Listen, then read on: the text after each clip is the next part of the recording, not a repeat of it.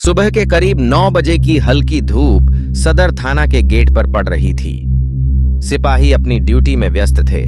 Bike और auto की आवाजें लगातार आ रही थीं। फरियादियों की हलचल और राहगीरों का आना जाना इलाके को जीवंत बना रहा था। गेट के ठीक बाहर एक पेड़ के नीचे आशीष यादव अपने लकड़ी के बक्से पर बैठा जूते पॉलिश कर रहा था। सिर झुका हुआ, आंखें जमीन पर। उसके हाथ ब्रश को आदत की तरह चलाते थे, लेकिन दिमाग कहीं और खोया हुआ था। आज उसे किराया देना था और आज वह अपने बेटे की याद में सबसे ज्यादा खोया हुआ था। ग्राहक आते जाते कुछ पैसे देते और वह चुपचाप बक्से में डाल देता। किसी से बात नहीं करता। कभी कभी उसके हाथों से ब्रश फिसल जाता और वह चुपचाप उसे उठाकर फिर से काम में लगा देता। भीड़ में वह अदृश्य सा था, किसी की नजर में न पड़ने वाला। परंतु हर कोई उसे देख रहा था, बस किसी ने देखा नहीं।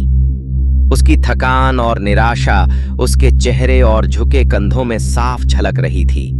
तभी वहां एक बुजुर्ग आदमी आकर बैठ गया।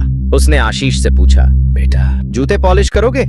आशीष ने सिर उठाया और धीरे से कहा, हाँ बाबूजी। बुजुर्ग ने पैर आगे बढ़ाए और बातचीत शुरू कर दी। बहुत दिनों से यहाँ बैठते हो? आशीष ने संक्षिप्त जवाब दिया, कुछ महीने हुए हैं। बुजुर्ग ने गौर से देखा। चेहरा पढ़े लिखे आदमी का लगता है। यह काम क्यों?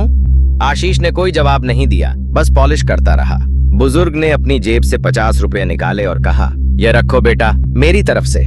आशीष ने पैसे लेने से इनकार कर दिया। बाबूजी, यह मेहनत की कमाई है, 35 रुपये ही लूंगा। बुजुर्ग मुस्कुराए और बोले, ईमानदार हो बेटा, यही सबसे बड़ी पूंजी है। इतना कहकर वे चले गए, लेकिन उनकी बात आशीष के मन में गूंजती रही। जैसे ही सरकारी जीप थाने के गेट पर रुकी, आशीष की नजर आदतन ऊपर उठी। 2 सिपाही बाहर आए और खड़े हो गए। आशीष की आंखों में आदत के डर और उम्मीद का मिश्रण था। उसकी नजर धीरे धीरे ऊपर गई और तभी उसने देखा वह चेहरा जिसे वह कभी अपना समझता था, अब पूरी वर्दी में खड़ा था।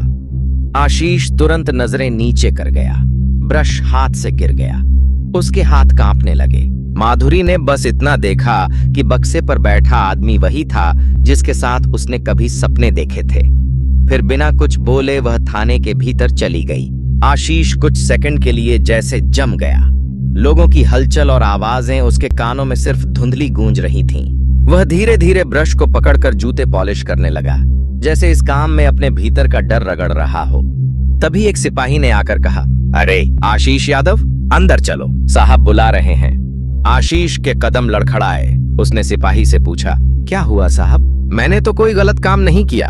सिपाही ने झुंझलाकर कहा, पता नहीं, अंदर चलो, तुम्हारे खिलाफ कोई शिकायत आई है शायद। आशीष के मन में हजारों सवाल उठे। शिकायत? किसने की? क्यों? उसने धीरे धीरे बक्सा बंद किया, उसे पेड़ के नीचे रखा और थाने की ओर बढ़ गया। हर कदम के साथ पुराने दिन, टूटे रिश्ते और अधूरी यादें उसके दिमाग में तैरने लगीं। आधी रात की ठंडी हवा, छोटा घर और छत पर बैठी माधुरी। आशीष पास बैठा था, दोनों तारों की ओर देख रहे थे। माधुरी ने कहा, आशीष, मैं पुलिस में जाना चाहती हूँ। आशीष हंसकर बोला, तुम पुलिस? छोटी सी माधुरी। माधुरी ने गुस्से से उसे देखा। तुम हंस क्यों रहे हो? मैं कर सकती हूँ। आशीष ने उसका हाथ थामा। मैं हूं ना, सब ठीक हो जाएगा। तुम पढ़ो, मैं साथ हूं। उन्होंने सपनों की बातें की, भविष्य की योजनाएं बनाई। आशीष ने कहा कि वह अपना छोटा सा बिजनेस शुरू करेगा। माधुरी अफसर बनेगी और वे दोनों मिलकर एक सुंदर जिंदगी बनाएंगे। शादी के दिन परिवार की उम्मीदें और दोनों की मासूम हंसी। माधुरी के पिता ने आशीष से कहा, बेटा, हमारी बेटी पढ़ना चाहती है, उसका सपना पूरा करना। आशीष के पिता ने कहा, लड़की की पढ़ाई लिखाई से क्या फर्क पड़ता है, घर संभालना है उसे। दोनों परिवारों में हल्की तकरार हुई, लेकिन माधुरी और आशीष की मासूम हंसी ने सब कुछ सामान्य कर दिया। शादी के बाद भी माधुरी ने अपना उपनाम नहीं बदला। मेरी पहचान मेरे नाम से है, उसने हल्की मुस्कान के साथ कहा था। आशीष ने कभी आपत्ति नहीं की। उसे गर्व था कि उसकी पत्नी अपनी पहचान के साथ आगे बढ़ना चाहती है। शुरुआती दिन खुशहाल थे, लेकिन हालात धीरे धीरे बदलने लगे। आशीष की नौकरी चली गई। वह एक निजी कंपनी में काम करता था जो अचानक बंद हो गई। कम वेतन, किराया बढ़ना और घर की जिम्मेदारियों का बोझ। माधुरी की पढ़ाई और ट्रेनिंग का खर्च भी बढ़ गया। एक दिन माधुरी ने देखा कि आशीष ने अपनी पुरानी घड़ी बेच दी है ताकि उसकी फीस जमा हो सके। माधुरी ने पूछा, तुमने अपनी घड़ी क्यों बेच दी? वह तुम्हारे पिता की दी हुई थी। आशीष ने मुस्कुराकर कहा, तुम्हारा सपना उस घड़ी से बड़ा है। पहली बार झगड़ा हुआ जब माधुरी ने कहा कि वह पढ़ाई छोड़ देगी।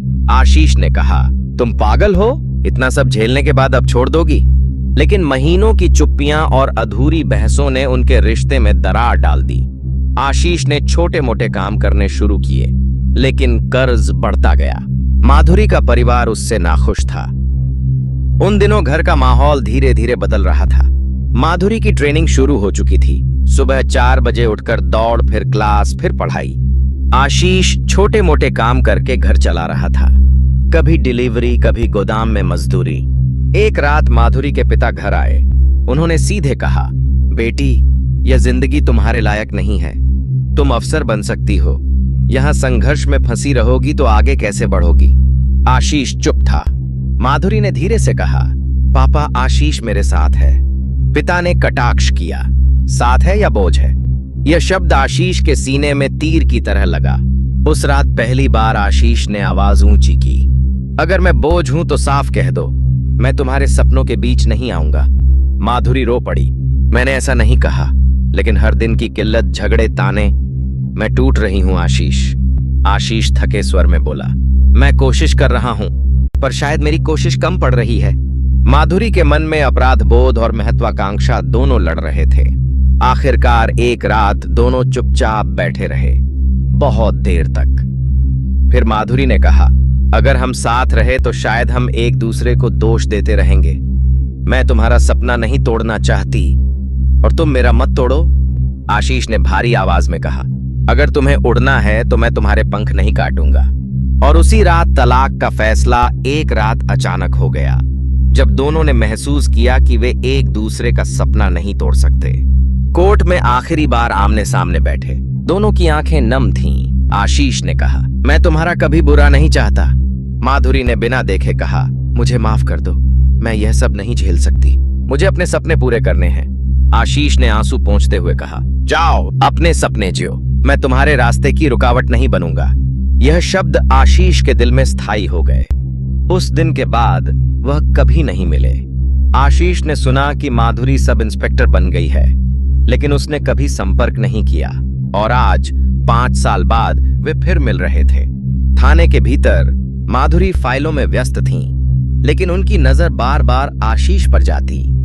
आशीष खड़ा, सिर झुका, हाथ हल्के कांपते हुए। हेड कांस्टेबल सिंह ने फाइल खोली और पढ़ा, आशीष यादव, आपके खिलाफ शिकायत है कि आप सरकारी संपत्ति पर अवैध रूप से कब्जा करके जूते पॉलिश का काम कर रहे हैं। आशीष चौंक गया, सरकारी संपत्ति? साहब, मैं तो गेट के बाहर पेड़ के नीचे बैठता हूँ, वहां तो कोई सरकारी जमीन नहीं है।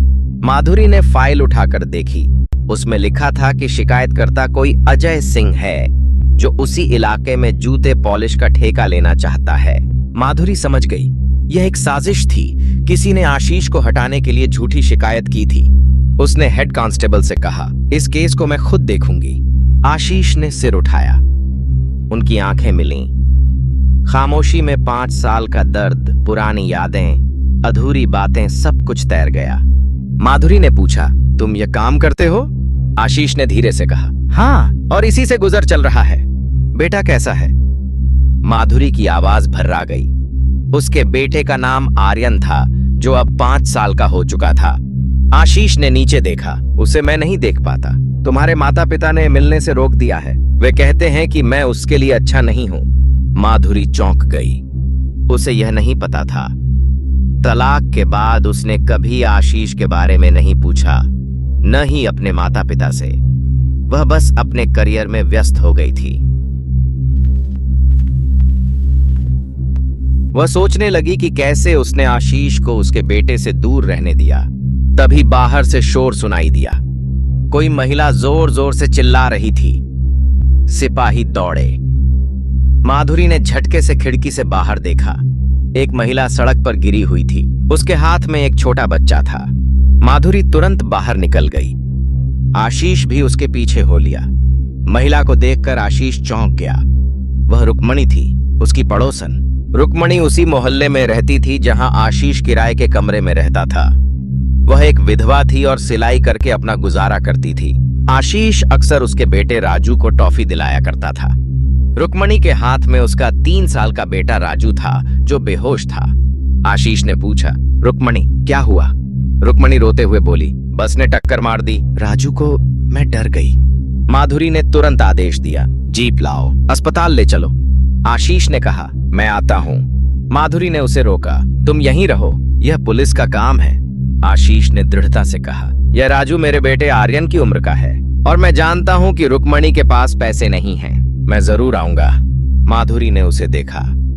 5 साल पहले जो कमजोर, हारा हुआ आदमी वह छोड़कर आई थी, आज उसमें एक अलग ताकत दिखी। उसने सिर हिलाया, ठीक है, आओ। अस्पताल में डॉक्टर ने बताया कि राजू की हालत गंभीर है, उसे तुरंत खून चाहिए। परेशानी यह थी कि रुक्मणी का ब्लड ग्रुप ओ नेगेटिव था, जो राजू को नहीं लग सकता था। राजू के पिता का पता नहीं था। रुक्मणी ने बताया कि वह उन्हें छोड़कर चला गया था। आशीष ने डॉक्टर से कहा, मेरा ब्लड ग्रुप ओ नेगेटिव है, मैं दे सकता हूँ। माधुरी ने उसे रोका, पर तुम्हारी तबीयत ठीक है, तुम पतले दिख रहे हो। आशीष मुस्कुराया, इस शरीर ने कई भूखे दिन देखे हैं, लेकिन इस दिल ने किसी को मरते नहीं देखा। आशीष ने खून दिया, राजू की जान बच गई। रुक्मणी ने आशीष के पैर पकड़ लिए, तुमने मेरे बेटे की जान बचाई, मैं कैसे चुकाऊंगी यह कर्ज? आशीष ने उसे उठाया, यह कर्ज नहीं, इंसानियत है। जब मैं सड़क पर बैठा था, तुम मेरे लिए रोटी लेकर आई थी, वह भी इंसानियत थी। माधुरी यह सब देख रही थी। उसे एहसास हुआ कि आशीष ने इन 5 सालों में कितना कुछ झेला था, फिर भी उसकी इंसानियत नहीं मरी थी। थाने लौटकर माधुरी ने आशीष की शिकायत की जांच शुरू की। उसने अजय सिंह को बुलवाया। अजय सिंह एक स्थानीय गुंडा था, जिसने कई दुकानदारों से वसूली की थी। वह उसी जगह का ठेका लेना चाहता था जहां आशीष बैठता था। माधुरी ने उससे पूछताछ की। अजय ने झूठे सबूत पेश किए, लेकिन माधुरी ने उसकी हर बात को काट दिया। अंत में अजय ने गुस्से में कहा, तुम सब इंस्पेक्टर हो, मुझे क्या कर लोगी? मेरे पास पैसा है, ताकत है। माधुरी शांति से बोली, तुम्हारे पास पैसा और ताकत है, मेरे पास सच है और सच हमेशा जीतता है। यहाँ के दुकानदारों ने तुम्हारे खिलाफ कई शिकायतें दर्ज कराई हैं, अब तुम जेल जाओगे। इधर आशीष ने खून देने के बाद आराम किया।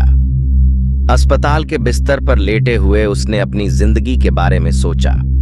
कैसे वह एक बार व्यवसाय करना चाहता था, कैसे उसने माधुरी के सपने के लिए अपने सपने मार दिए, कैसे वह आज इस मुकाम पर आ गया। तभी एक नर्स आई और बोली, आपके लिए चाय और सैंडविच उस महिला अफसर ने भेजा है। आशीष ने मुस्कुराकर देखा। ट्रे के साथ एक छोटी सी चिट भी रखी थी।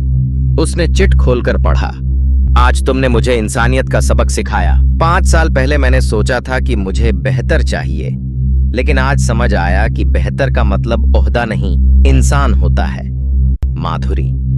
आशीष की आंखें नम हो गईं। उसने चिट को सीने से लगा लिया। उसे याद आया, आर्यन। 5 साल से उसने अपने बेटे को गोद में नहीं लिया था, न उसके जन्मदिन पर गया, न स्कूल के पहले दिन। अचानक उसके भीतर एक फैसला जन्मा। कुछ दिनों बाद माधुरी अपने क्वार्टर में अकेली बैठी थी। तभी दरवाजे पर दस्तक हुई। सामने आशीष खड़ा था, हाथ में वही चिट्ठी लिए। उसकी आवाज शांत थी।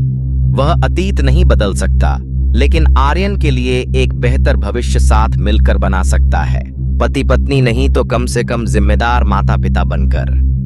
माधुरी की आंखें भर आईं। उसने स्वीकार किया कि करियर की दौड़ में उसने रिश्तों को खो दिया। तभी अंदर से आर्यन की मासूम आवाज आई। माधुरी ने बिना झिझक कहा, आर्यन, ये तुम्हारे पापा हैं। आशीष घुटनों पर बैठ गया, बेटे को गले लगाया और वादा किया कि अब कभी दूर नहीं जाएगा। कुछ हफ्तों बाद वही सदर थाना का गेट, वही पेड़, लेकिन इस बार दृश्य अलग था। आशीष सीधा खड़ा था और आर्यन उसकी उंगली थामे स्कूल यूनिफॉर्म में मुस्कुरा रहा था। तभी सब इंस्पेक्टर माधुरी मिश्रा जीप से उतरी। इस बार आशीष ने नजरें नहीं झुकाईं। हल्की मुस्कान के साथ दोनों ने एक दूसरे का अभिवादन किया। आर्यन ने दोनों के हाथ पकड़ लिए। उस पेड़ की छाया में अब अपमान नहीं, सम्मान था और एक नई शुरुआत की स्वीकृति। सपने जरूरी हैं, लेकिन रिश्तों की कीमत पर नहीं। ओहदा इंसान को बड़ा नहीं बनाता, उसका चरित्र बनाता है। और जब अहंकार टूटता है तभी परिवार बनता है।